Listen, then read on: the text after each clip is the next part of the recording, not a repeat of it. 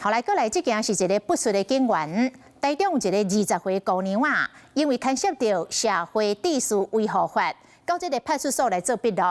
啊，侦办的警员对伊有好感，就以要甲协助为理由，走去这个查囡仔的兜，共乱扫乱摸，卡来手来，佮硬钢针。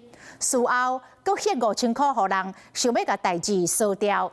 警方接到检举，甲调离现职，函送法办。查甫人坐伫碰椅强揽一个查某人，毋但对伊จิ้揽、摸头毛，佮做真侪不雅的动作。查某人今仔日出面指控，这个查甫人是台中市一个派出所的员警。去年底12月31号暗时，查某人甲男朋友的老母有肢体冲突，身躯顶落刀啊，用社会特殊维护法上班。到派出所做笔录了后，正月初二下晡，承办的员警敢若对查某人有好感，敲电话讲无想要将伊法办，讲要找时间下刀啊，想要互查某人无方便。初三下晡，一个员警误解讲局长指示要侦办，毋但侵入因兜，佮对伊威胁。事后一旦5000块就离开。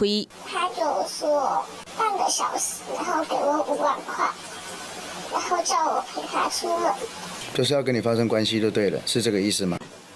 查某人的老爸强调，这个员警是案件的新办人，知影因兜的住址甲电话，嘛会烦恼讲受到威胁。不过无想要对这款的人吞论，决定要甲查某囝徛做伙，甲代志讲出来。一定要把他爆出来，一定要把他抓出来，不然我女儿讲白一点，我女儿是第几个受伤害的？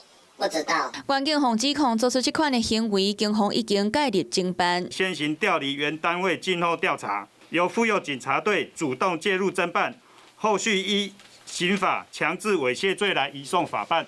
警方看影像的内容，认为这个员警有威胁不当的行为，后续会针对双方的讲法进一步做调查。你好，我是宋彦明。想掌握最及时的新闻资讯吗？赶紧订阅、按赞、开启小铃铛，锁定华视新闻 YouTube 频道。